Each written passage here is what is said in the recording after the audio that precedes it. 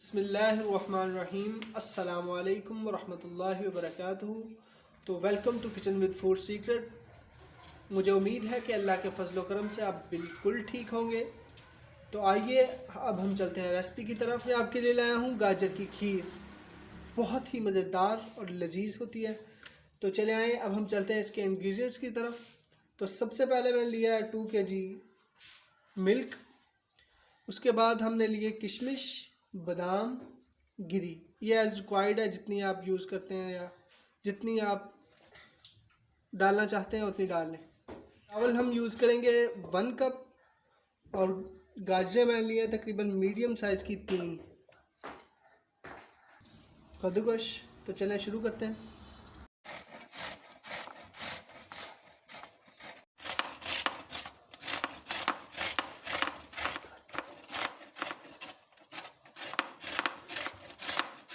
हमारी कद्दूकश हो गई हैं।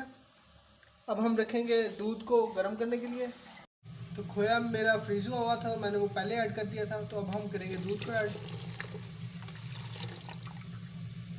तो इसको हाई फ्लेम पे गर्म करेंगे बॉयल होने तक।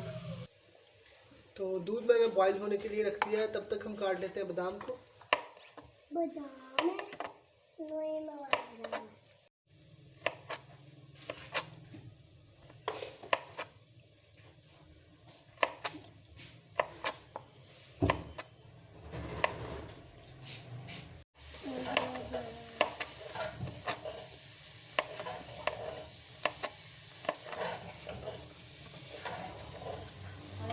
हम चावलों को जो मैंने सोक कर लिए थे पानी में तकरीबन 30 मिनट के लिए।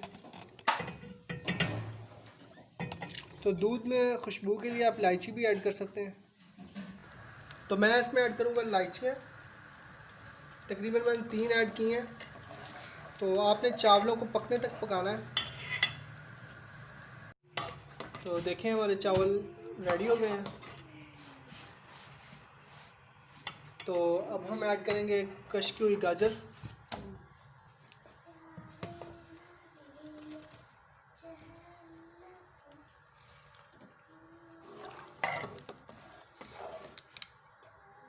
तो आपने इनको अच्छी तरह पका लेना है। तो हम ऐड करेंगे शुगर को, जो मैंने हाफ कप लिया है। ये एज़ रिक्वायर्ड है, जितनी आपको पसंद है उतनी आप डाल सकते हैं। तो एक बात का ध्यान रखना है, जब आपने कश की हुई गाजर ऐड करनी है तब लो फ्लेम पे आपने इसको पकाना है। तो लो फ्लेम पे हम इसको तकरीबन 20 मिनट के लिए पकाएंगे। तो हमारी खीर हो गई है तैयार। अब हम करेंगे इसे सर्व। तो इसका कलर देखें माशाल्लाह कितना प्यारा है। खीर बिल्कुल तैयार है और कितनी खूबसूरत लग रही है। तो इसे ट्राई करें और कमेंट में फ़ीडबैक ज़रूर दें। शेयर करें, लाइक करें और सब्सक्राइब करना ना भूलिएगा। इससे हमारी हर नोटिफिकेशन आपको मिलती रहेगी। अल्लाह आपका हामी व नासिर हो। अब मिलेंगे इंशाल्लाह अगली रेसिपी के साथ। तब तक के लिए अल्लाह हाफ़िज़।